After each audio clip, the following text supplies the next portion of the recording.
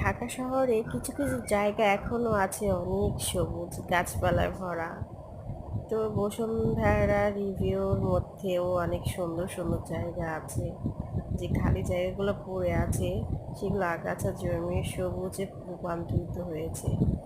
গাছপালায় ঢাকা বসুন্ধরা তো দেখতে অনেক সুন্দর লাগছিল, তাই ভিডিওটি করে ফেললাম।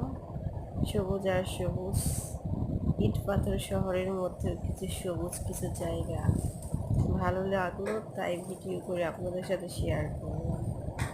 তো কেমন লাগছে? এটি অনেকের পরিচিত যারা ঢাকায় থাকেন। প্রকৃতি অনেক সুন্দর,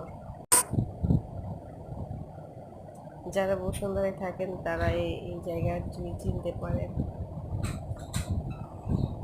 তো আমার কাছে ভালো লেগেছে।